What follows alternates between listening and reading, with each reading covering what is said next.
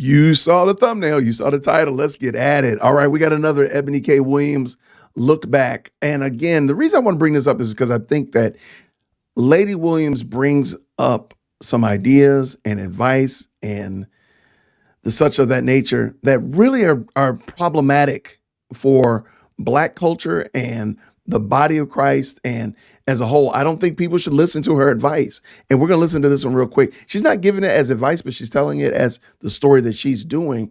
I don't think anybody should follow this. So let's go ahead and get it in here. Video activated. Let's Black go. Women are availing ourselves to all of the options that our hard work and circumstances currently afford us.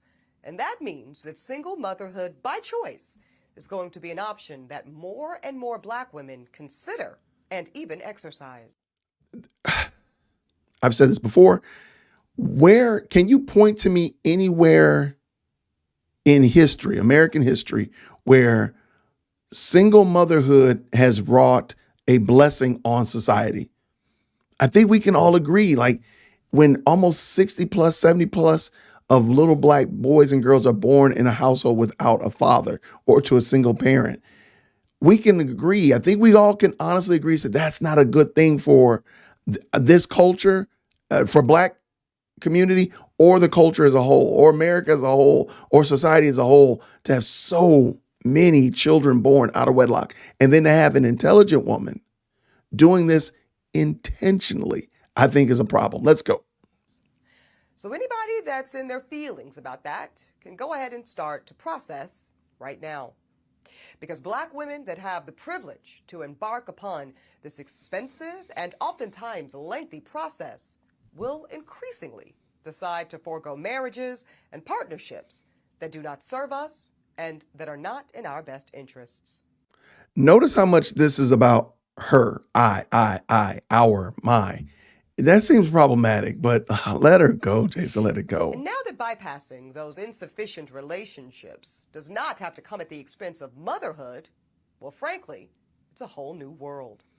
A world in which Black women are no longer subject to the desperation of being chose, because now we get to do the choosing. But are you choosing, though? You are choosing to be a single mother rather than a wife. You are choosing to be a single mother. So now you're taking care of a little person, and God have mercy that in your geriatric pregnancy, you have any issues, any problems, any hiccups. So let's just say that everything goes fine. You're choosing to be a single mother. Why is that a good thing? And as we choose, we do have to contend with the reality of a dismally small supply of Black sperm.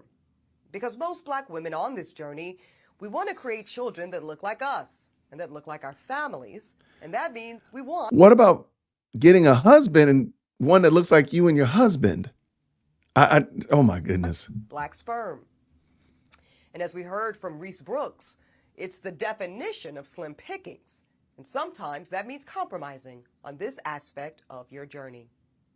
Now, I am extremely fortunate that I was able to secure 2 vials of Black sperm from California Cryobank when I embarked on this part of my journey last fall. That's why I said don't listen. I do know that I am. Do not take this woman's advice. Please do not take this woman's advice.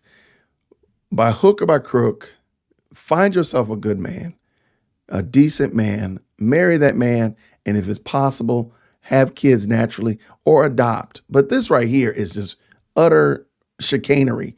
Is foolish, and it goes against God's design. Eboni K. Williams and other examples talks about how God is on her side and what God has for her is for her.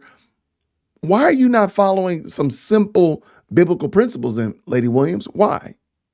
An outlier. So I've got 2 concrete tips for single Black women who think this may be an option, either now or maybe later. Number 1, please check out Reproductive Village. It's a new Black-owned cryobank, and it's designed to help with this shortage of Black sperm.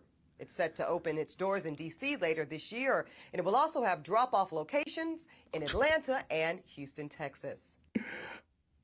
All of the jokes about, I'm not going to deal with any of these jokes I had in my mind about Mandingo milkshake and sub-Saharan What in the world are we talking about? Just get you a man, Ebony. Because I do think it's interesting. Ebony's first marriage was to a man that was not white. I'm sorry, was not black. I don't know about her long-term engagement she talks about, but Ebony, you're not the one to give advice. I really want somebody to say that to her. You're not the one to give advice because the advice that you're giving is bad. This is bad advice. This is bad. This is horrible. And number 2, be proactive. I say go ahead and start looking right now for desirable black sperm. You register with all 4 of the big cryobanks, and this includes California Cryobank, which I used, Seattle Sperm Bank, Fairfax Cryobank, and Zytex. Then you can scan the current options for black sperm. And if you see some sperm that you like, I suggest go ahead and buying at least 2 vials right now, even if you do not intend to use them anytime soon.